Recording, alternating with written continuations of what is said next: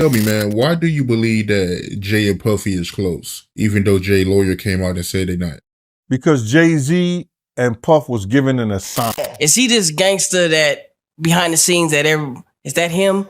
Or is that people Shout out to Wendy Williams. Shakur. Just the name alone can split the internet in two. But this week, the shockwaves didn't just ripple, they detonated. For almost 30 years, the world believed his story ended on the Vegas Strip, forever cemented as a martyr in the East Coast versus West Coast conflict. And yet, social media is on fire with one claim too wild to ignore. Shakur didn't just survive, he's back, alive, furious, and ready to bring down the empires of Jay-Z and Diddy. That was to destroy East Coast rap. And what I mean by that, and I know people gonna be like, yo, Gene is out of his mind and everything like that. Check this out, bro. Hashtags like Shakur exposes Jay-Z and Diddy panics aren't just trending, they're dominating the entire online space. They're outpacing election scandals, celebrity divorces, everything. And the burning question being whispered everywhere is brutal. Could this be the most shocking comeback in music history? The chaos online is insane. Shaky clips and blurry Havana sightings are being dissected frame by frame. I can't wait. I can't wait for everybody to find out what's really been going on in the background. Old conspiracy interviews are resurfacing. Bodyguards' confessions are being reanalyzed. And one phrase is bouncing across every feed. He didn't just come back to rap, he came back for revenge. Fans raised on Machiavelli say his disappearance wasn't tragedy at all, but strategy. A self-exile to Cuba, shielded by political allies, while gathering dirt on those who betrayed him. It's just competitive. Competitiveness. All right, so you and Diddy, you and Puff cool? No, I don't really rock with him. Okay, like that. damn. All right, I didn't know what that meant. Okay. All right, okay. And the evidence? It's stacking. A coroner's report that didn't match his height. A cremator who vanished right after the so-called cremation. Suge Knight's chilling insistence that Shakur ain't gone. And now, whispers of a manuscript described as a ticking time bomb locked away in Cuba. A memoir insiders claim names, spills betrayals, and maps out exactly who played what role that night in Vegas and beyond. But the manuscript is only half the story. The louder whispers are about recordings, secret tapes said to date back to before '96. Then what's the stuff that's happening with Wendy Williams? Do you think this is all connection too? Of course. Not lost freestyles or dusty demos, but private conversations where Jay-Z and Diddy's own voices allegedly discuss orchestrated setups, cover-ups, and corruption bold enough to make Watergate look like child's play. Imagine Jay-Z, the hustler turned mogul, suddenly exposed by his own voice echoing in courtrooms and across primetime news. I think that they don't want, if they was in any of those freak-off tapes, if they played a part in any of those Diddy sessions, they don't want it to get out to the general public to make up their... And Diddy, already drowning in lawsuits and headlines, now facing the nightmare of being tied directly to hip-hop's darkest mystery. The timing couldn't be worse. Jay-Z's carefully polished image, from Marcy Project's survivor to luxury green empire visionary, is unraveling. The man who once launched his wellness line talking about dignity and consistency might have his past dragged back, not as redemption, but as proof of a career greased with manipulation. And then there's Diddy. Once hailed as the king of bad boy records, he's now the man named in federal indictments. Potential. Jay was more quiet. But I mean, I learned that Jay was being quiet because he was taking notes. He was taking notes, observing everything, taking it all in. Because, sometimes you're around and you're watching to see things to do. But some people are around. Prosecutors accuse him of running a criminal enterprise, racketeering, trafficking, coercion. Testimonies have been so disturbing, even courtroom veterans flinch. Witnesses vanish, NDAs leak, hidden footage from his infamous parties resurfaces. And layered on top of it all, Shakur's alleged resurrection, pointing a ghostly finger from the shadows. Prosecutors already compare Diddy's world to Jeffrey Epstein's. So what happens if Shakur really did keep tapes proving Diddy's hand in cover cover-ups, violence, and worse. The conspiracies intertwine in ways that make the industry shake. TikTok sleuths have gone further, connecting Jay-Z, Diddy, even Beyonce to eerie patterns. They point to Aaliyah, Left Eye, and Michael Jackson, all passing on the 25th of different months. To most, coincidence, but to theorists, ritual. Even Beyonce's near-religious treatment at award shows, Adele breaking trophies for her, gets spun as allegiance to a hidden network. The evidence may be flimsy, but the virality is undeniable. Combine that with whispers of Shakur's tapes, and suddenly the impossible feels plausible. Sorry, I'm just I'm in this moment right now. This is crazy. Sorry. People don't really know how much what it does to you when something that you love is taken from you and thrown away like it don't even matter, and then they move on with their lives and you're stuck. You're stuck.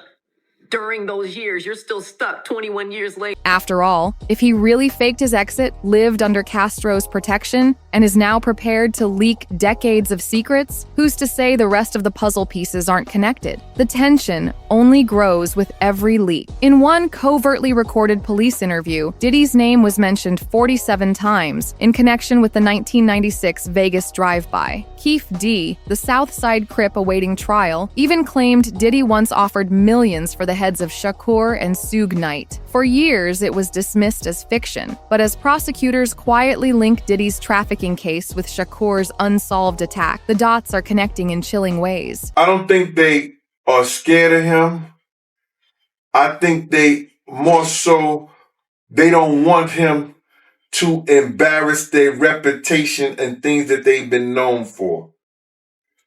You understand? And whether or not it's proven in court, the public already has its verdict, and it isn't pretty. We're left staring at an industry where the walls are caving in. Jay-Z, who once admitted to selling crack just to survive, now fights off accusations that his rise wasn't coincidence but calculation. Diddy, once the eternal showman, now faces the fight of his life, with experts warning the charges could mean decades behind bars. And above them, both hovers Shakur, myth or man, threatening to topple everything with memoirs, tapes, and truths nobody wants exposed. You to engage in all these freak-offs with him, and he sounds really pissed off.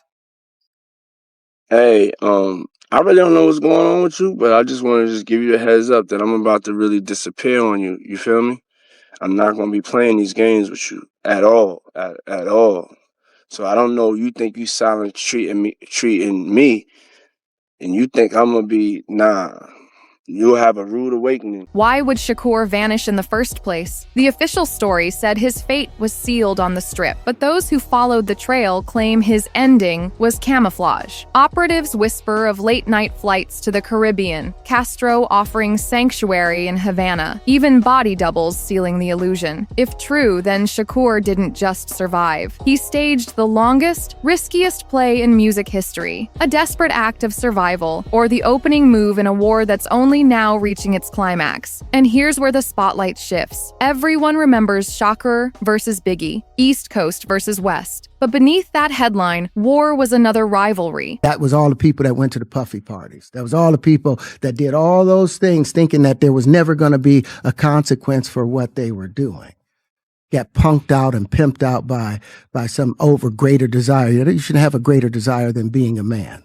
So I believe that's a big problem with a lot of the actors out there because they get fluid. And next thing you know, once you go fluid. One that now looks different, Jay-Z. In 1996, he was a Brooklyn hustler selling tapes from his trunk, just as Shakur stood at the peak. Months after Shakur's disappearance, Jay-Z's debut drops. Within a decade, he's the architect of an empire. Coincidence? Or was Shakur's fall the chess move that cleared the board for Jay-Z's rise? Jay himself once said, "To be in a deal, you gotta know what you can spend, what you need to re-up, and when to exit." He was talking street survival, but could that same philosophy have shaped his climb? Phil explained why he's speaking out now. He said he's speaking out because he believes that he's a predator. He wants accountability, and he doesn't want someone like this to run unchecked. Conspiracy theorists think so. To them, that quote sounds like more than hustler wisdom. It sounds like someone who always knew the streets weren't the only battlefield. Fast Fast forward to now, Diddy is unraveling in real time. His empire, once untouchable, is collapsing. His feeds are silent, his lawyers frantic, his allies fleeing. Even 50 Cent mocks him online, calling his loyalty poisonous.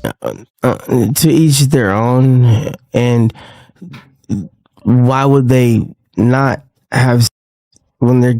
And if Shakur really is alive with tapes and files, then Diddy's nightmare is multiplying beyond the courtroom. Think about the irony. For decades, his name has been tied to Shakur's case. Police files, documentaries, whispers of million-dollar bounties. He dismissed it as fantasy. But now, with Shakur allegedly alive and preparing to speak, those rumors feel less like gossip and more like prophecy. Are scared of him. I think they more so... They don't want him to embarrass their reputation and things that they've been known for.